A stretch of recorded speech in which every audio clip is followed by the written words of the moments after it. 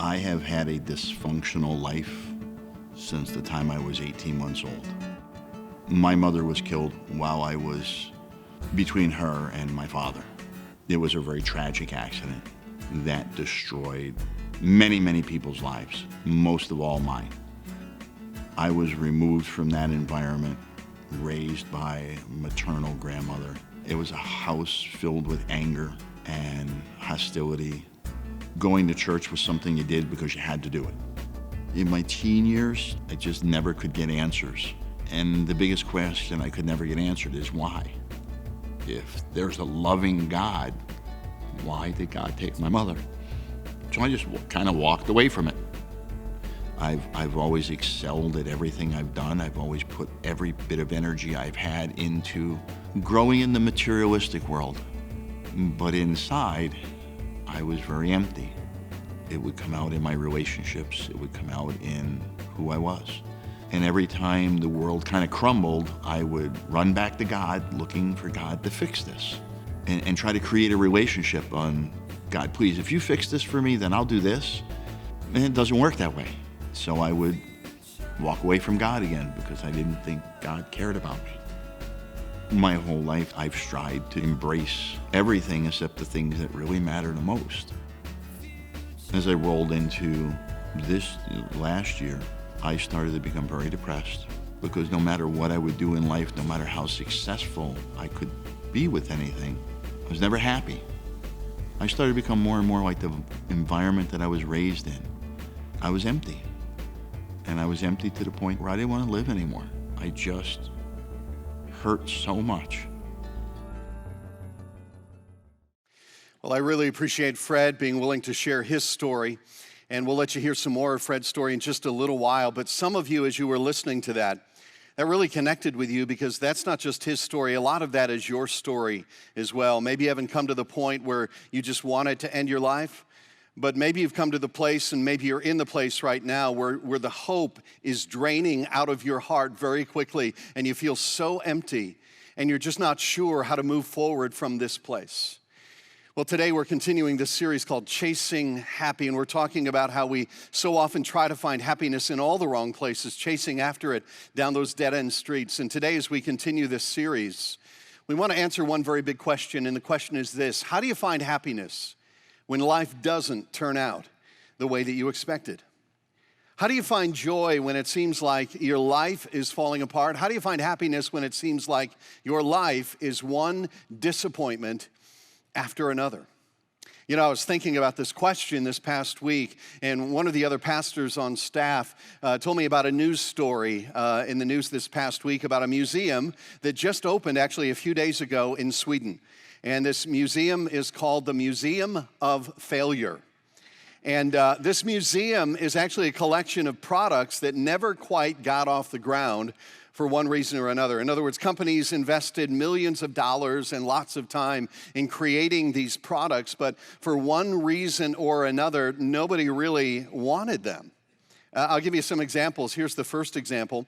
Back in 2006, Coke came out with a drink that was really a fusion of coffee and soft drink. And they introduced this in 2006. They discontinued it in 2007. Because apparently we all like coffee and we all like Coke, but not very many people want to drink coffee and Coke, together. So that was a failure. And then just a few years ago, the Bic pen company came out with a new kind of pen. It was called Bic for Her. And what they didn't count on was that women were offended by the idea that they needed a pen just for them, in pastel colors and things like that. And that really backfired on the Bic pen company. That was a failure. And then you may remember this, back in the late 90s, Heinz came out with a new kind of ketchup. It was just like their old ketchup, except for one thing. It was green. And it says on here, same great Heinz taste, maybe so, but I couldn't get past the color. Like, I don't want anything to do with that. And then this is also in the late 90s. This is an actual product, the Rejuvenique Electric Facial Mask. Okay, this thing was intended to help you stay looking young. It would actually exercise your facial muscles by giving you electric shocks. Surprise, surprise, it didn't sell very much. It was invented by a guy named Hannibal Lecter. That was his name, yeah. But these companies, they invest all this time, all this money in these products, and they have great expectations, great hopes, and then they end up with nothing but great disappointment. And I mention that because I talk to people every so often, and when they describe their lives, they look at their lives almost as if their life is a museum of failure. Like time after time, their expectations have not been met. Time after time, their hopes have been dashed. And time after time, they've been disappointed. And maybe you know how that feels. Maybe you had some expectations about marriage and family, but those things haven't been realized for you, or at least not in the way that you expected. Maybe you've had some hopes and dreams about what your career would look like, but you come to this place in your life where you're not anywhere close to where you thought you would be. Maybe you've got some kids and you had some expectations and some dreams for them, but it's become obvious to you that that's not going to be reality for you as a parent. Or maybe for you, it's not any one thing, it's just a collection of unmet expectations and disappointments that have piled up over the years until you come to the place where you just feel empty and frustrated and hopeless, and you feel like your life is a museum of failure. So what do? How do you find joy when that's how you've been living? Well, I want to give you some good news today. I want to give you a word of hope today. And the word is this, that I believe you can experience joy even in the face of unmet expectations and great disappointment. And I don't want you to take my word for that. In fact, today I want us to hear the words of somebody who experienced suffering in a profound way, and yet in the middle of that suffering was able to face it with incredible joy. So today we're going to be learning from this section of the Bible, Philippians chapter 1, beginning in verse 12. And like I said last week, this book of the Bible, it's actually a letter written to Christians in the city of Philippi in the first century by a guy named Paul, the Apostle Paul. So if you have a Bible, you can open up to this or bring it up on a Bible app. You may also want to get out that connection card. There's a place on the back to take some notes, some things that you may want to remember or put into practice this week. While you're doing that, before I jump in, I do have to revisit just one more time this project we just completed called Diaper Duty, and I promise I won't be talking about diapers again for a long time, okay, after this. But I did want to give you one last update. We told you last week about how Procter & Gamble, through a series of unusual circumstances, donated a tractor trailer full of diapers. And if you weren't here last week and missed the recap video for that, you got to go on our Facebook page and you got to watch that because it's an amazing, crazy story. But we mentioned last week that they donated 180,000 diapers, and that actually was inaccurate. So I want to give you correct information. Wednesday, when we unloaded the trailer, we discovered that there were actually 304,213 diapers in that tractor trailer. You can clap for that if you want to. So Added to what we donated at our 3 campuses, that means we are giving away over 430,000 diapers to 18 different organizations in northeastern Pennsylvania who work with low-income families. And so I think you ought to give yourselves another hand, give God a hand, and let me just say thank you one more time because I believe that your generosity is going to be a catalyst for many, many people to find the way back to God.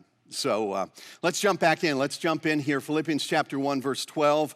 And I want to talk about how to find happiness when life doesn't turn out the way that you expected. So Paul's writing this letter to the church in Philippi. And in this section here, he describes his own suffering, his own disappointment, his own unmet expectations. Here's how it begins. He says, now I want you to know, brothers and sisters, that what has happened to me. Now I know I've only read about half a sentence so far, but I got to stop right there, and I've got to explain what he means here by what has happened to me, because unless you understand what happened to him, the words that we're about to read that he wrote, where he talks about rejoicing and suffering, those words might sound a little bit superficial or insensitive until you know Paul's story and what happened to him. So let me just give you the backstory to what he's talking about here. And I want to go back in time 5 years previous to this, when this set of circumstances was set into motion. And if you want to read the whole story about this, it's in a book of the Bible called the Book of Acts. You can read it on your own. I'll just give you the highlights. But 5 years previous to this, Acts chapter 21, what happened was the religious leaders in Jerusalem motivated a violent crowd to attack Paul. He was physically beaten, and he was beaten badly. And what happened was there was a Roman military commander nearby, grabs some soldiers, comes over, and he breaks up the fight, not because he cares about Paul, but because it's his job to keep the peace there in the city of Jerusalem. And figuring Paul must have done something to deserve this, chapter 22, he was arrested, and he was put in the Roman garrison there in the city of Jerusalem.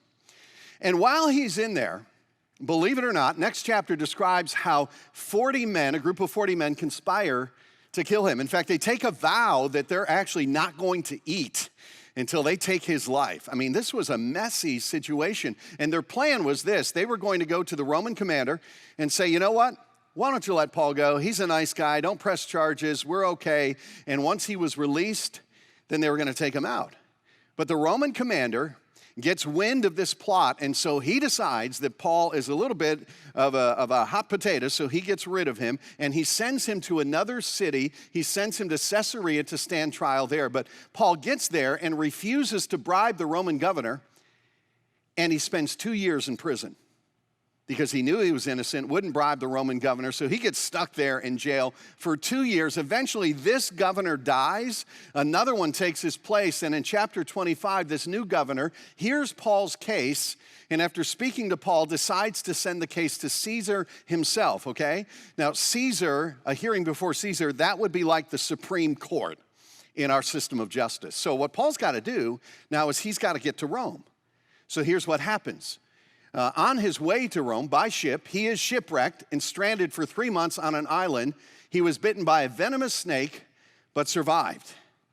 I mean, it just goes from bad to worse.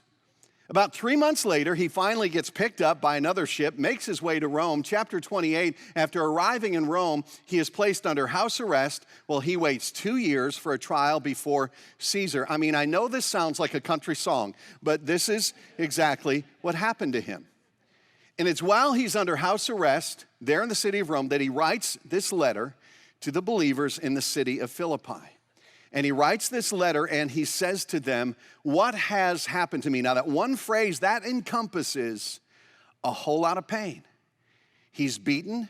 He's thrown into a Roman garrison. He's shipped off to another city where he sits in jail for 2 years, put on a ship to go to Rome, shipwrecked, bitten by a venomous snake, and then sits under house arrest for 2 years. This was not the script that he would have written for himself.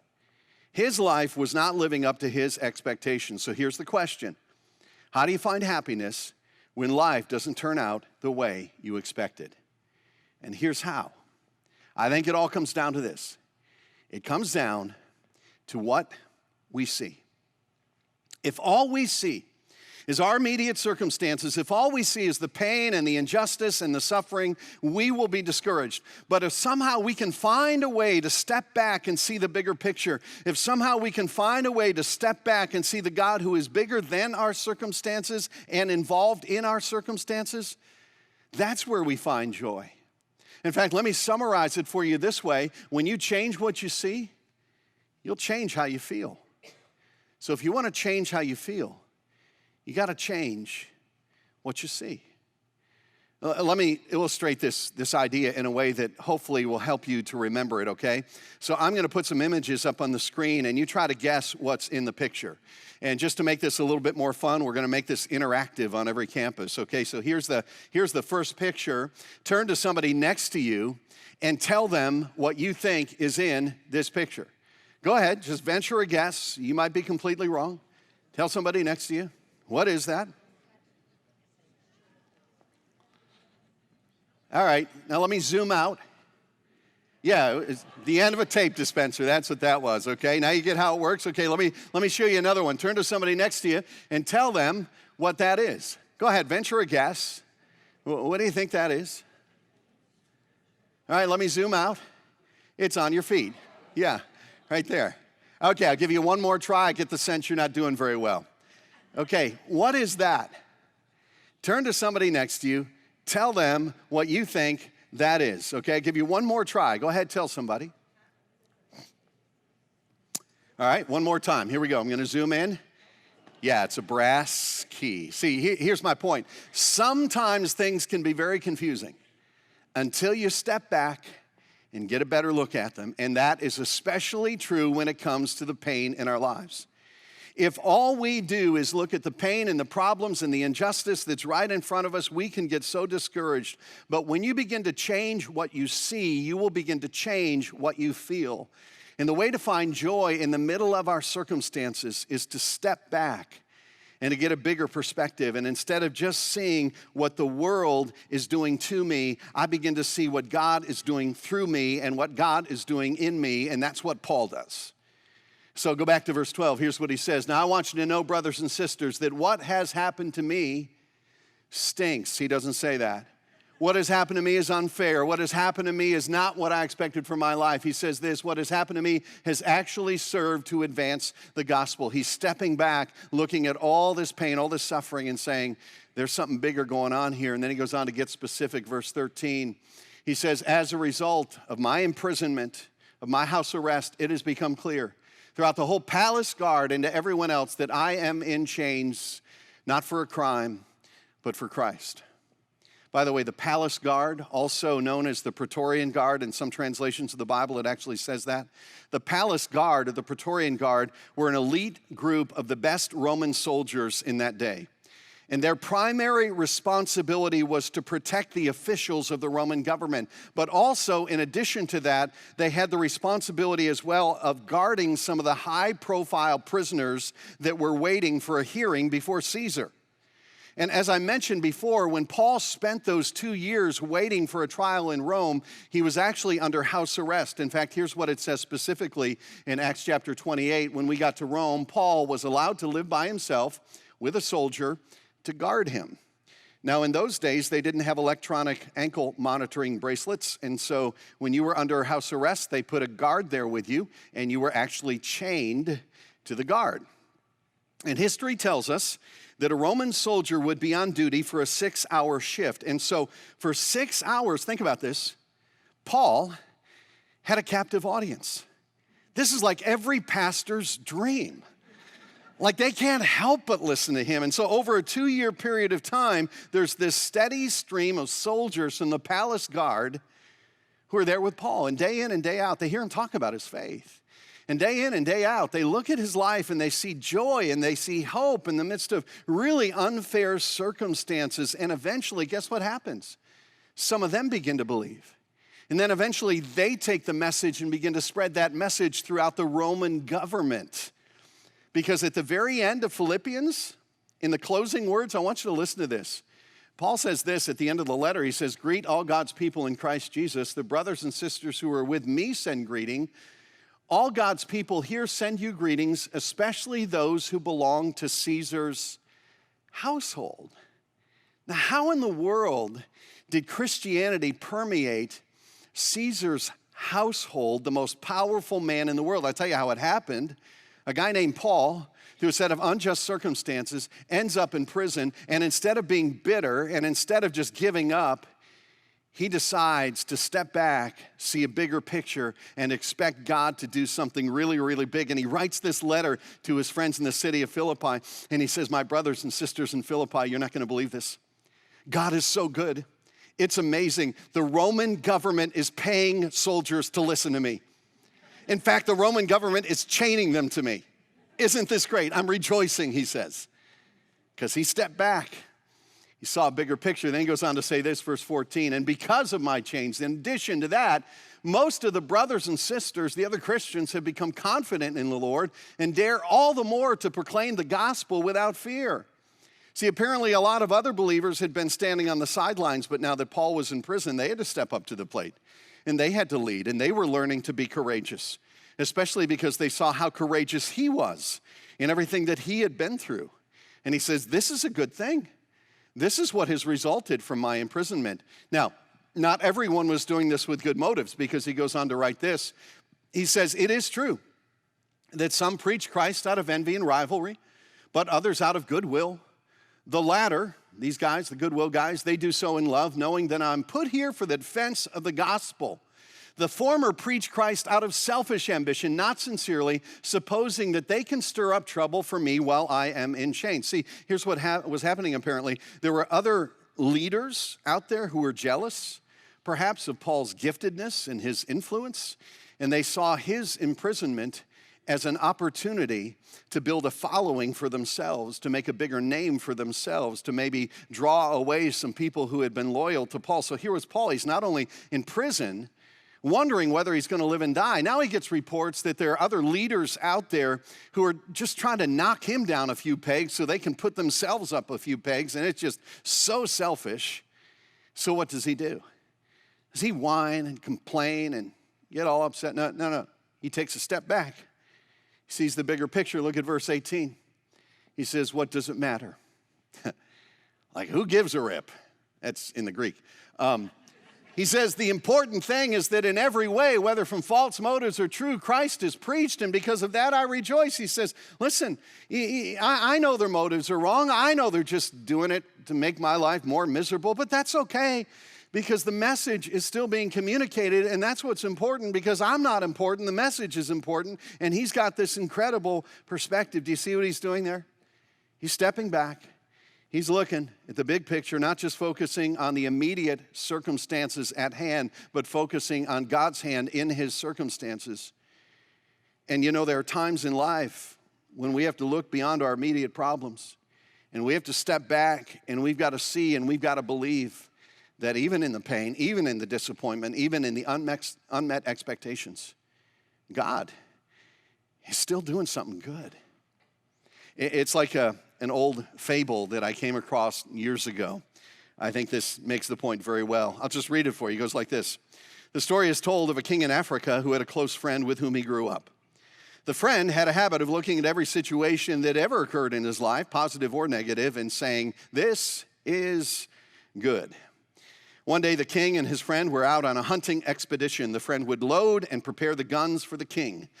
The friend had apparently done something wrong in preparing one of the guns because when the king fired it, his thumb was blown off.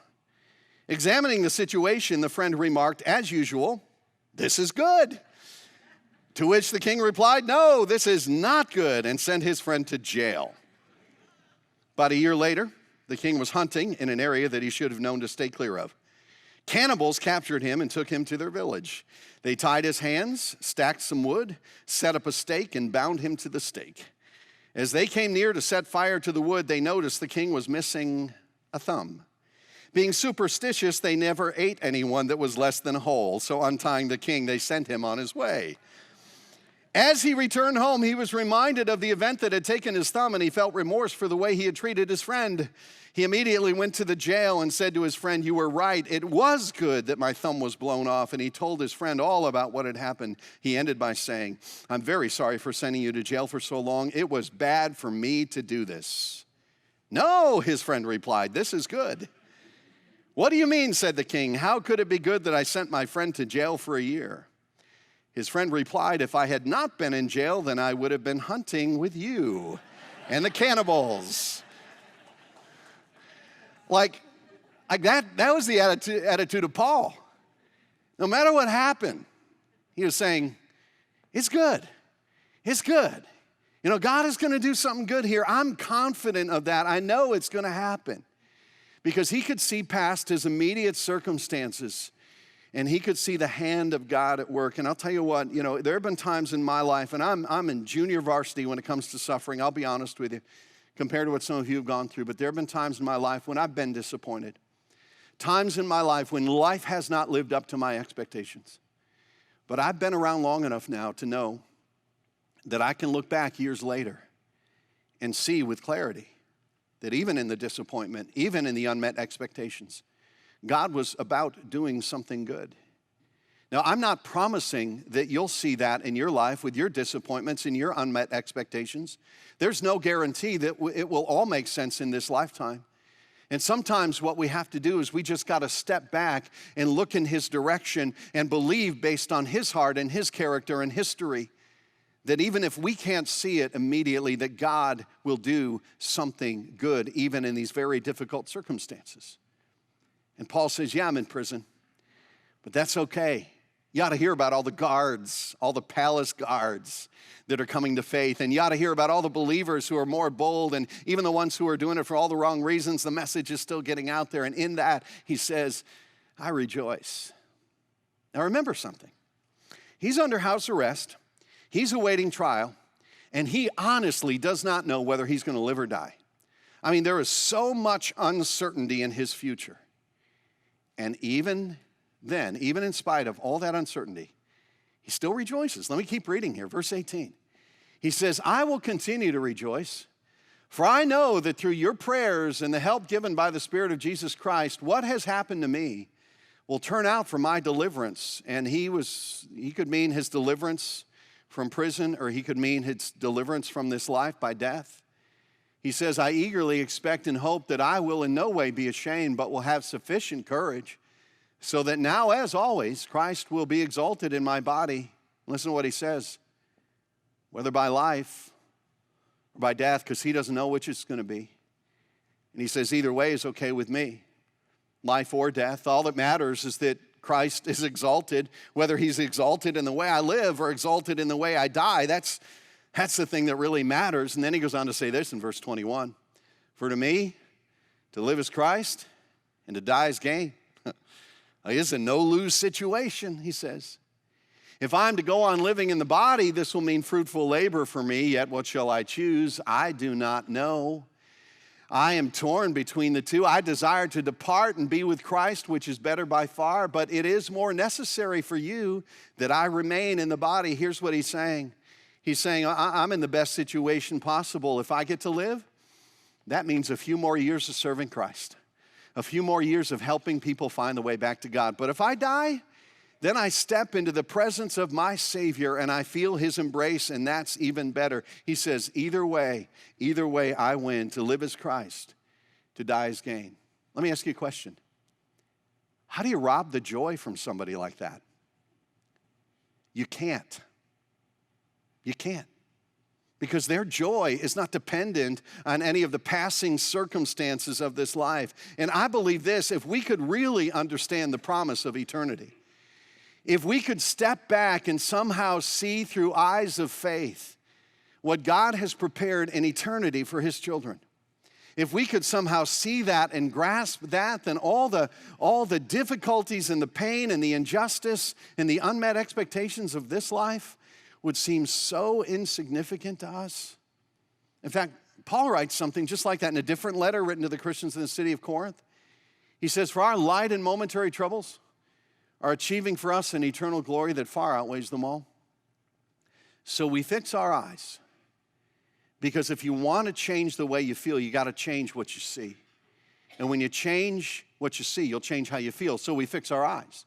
We fix our eyes, he says, not on what is seen, but on what is unseen. Since what is seen is temporary, what is unseen is eternal. And every time I read this, the two words that always catch my attention are these two words, light and momentary. In other words, in light of the glory that awaits every follower of Christ in eternity, everything else in this world is light and momentary. In fact, say those two words with me. Here we go, 1, 2, 3. Light and momentary. So when you get up and go to work tomorrow to a job that you actually can't stand, what are you going to say in the morning when you get there? You're going to say those two words. Here we go. Light and momentary. Not out loud. You don't want your boss to hear that. You know, when you have an appointment this week with a doctor and the news is not what you wanted to hear, what are you going to say? Light and momentary. And when you get home and your wife's car's in the driveway and it's 2 feet shorter than it was that morning, and you have that conversation, before you have that conversation and walk in the house, what are you going to say to yourself? Light and momentary. That's all it is. But let me tell you something. It's so hard for us to see that, especially when we're in the middle of really tough circumstances.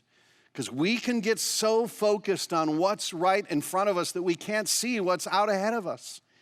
And we lose our joy. We stop rejoicing. Think about it this way. Imagine a 6-year-old kid playing with a toy truck, and then it breaks, and he has a meltdown. And he's all upset. And the one thing that he wants is for his parents to fix that truck right now. And so in the middle of all of his tears, his dad says to him, well, son, I need you to know something. You have a distant relative that you've never met who passed away a few days ago and left you $100 million in his will. And so someday when you turn 21, you're going to receive a great inheritance. So cheer up. What does that 6-year-old do? Keep on crying until somebody fixes that truck, right? Because he can't comprehend, he can't see the future and what the future means for him. And I think sometimes we can act like 6-year-olds. We get so caught up in the little things of this world, the light and momentary problems, the broken stuff in our lives. So focused on that, we can't see the inheritance that's waiting for us in eternity. And when you change what you see, you will change how you feel. I was thinking about that as I was preparing this message, thinking about that clothing company called Life is Good. Did you ever see these? I love what they produce, these just quirky and fun, T-shirts and hats and sweatshirts and stuff. But there's a very interesting story behind the company and specifically how the company got its name. The company was founded by these two guys, they're brothers, Bert and John Jacobs. But they grew up in a low-income family. They were the 2 youngest of 6 kids. And when they were in elementary school, their parents were in a very severe car accident, and their father was left injured for the rest of his life and dealt with chronic pain that increasingly made him angry and depressed. And so these 2 guys grew up in a home where there was a lot of conflict and a lot of hardship. But their mom taught them a very important lesson through a family tradition. Every night at dinner time, as they sat down around the table, she would make every single one of her 6 kids talk about something good that happened that day. And in their book, where they describe the business and how it came about, they say this: as simple as Mom's words were, they changed the energy in the room. Before we knew it, we were all talking about the best, funniest, or most bizarre part of our day. And that's where the company name came from. Life is good. See, when you change what you see, you will change how you feel. Now, in closing, let me just speak to those of you who are hearing this message at one of our campuses or hearing this message online, and you wouldn't describe yourself as a Christian. You're not a follower of Christ. And I want to apply this for now specifically to you, because I began with this question: how do you find happiness when life doesn't live up to our expectations? And let me just say this: if you're not a follower of Christ, if you don't have a relationship with your Heavenly Father, you won't find happiness when life doesn't live up to your expectations. Because if you don't have an authentic relationship with your Heavenly Father, all you have left is this life. And if this life doesn't measure up to your expectations, then the truth is you have nowhere else to turn to find joy, to find happiness.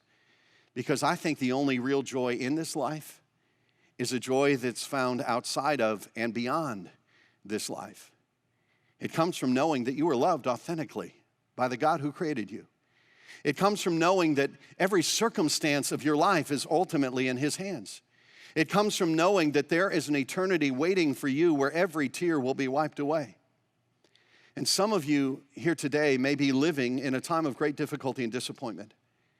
And my prayer for you, if you're not yet a follower of Christ, my prayer for you is simply this: that pain and disappointment will be what it takes to finally point your attention in the direction of your Heavenly Father, who's been waiting for you to come to Him to give you a joy that nothing in this world can ever offer you. And I think maybe one of the greatest gifts of life in a broken world is the gift of disappointment. Because sometimes it takes a sufficient amount of disappointment in all the stuff of this world that we chase after to get us to the point where we finally look up and see the only real source of joy that exists. In fact, that's what happened to Fred. We heard the first part of his story a little while ago. I want to give you the chance to hear the rest of his story and how his disappointment brought him to the point where he was finally willing to look in God's direction to find the joy that he had always been searching for. And after we hear the rest of his story, we're going to close with one more song. So just stay seated, don't go anywhere. But for now, watch this with me.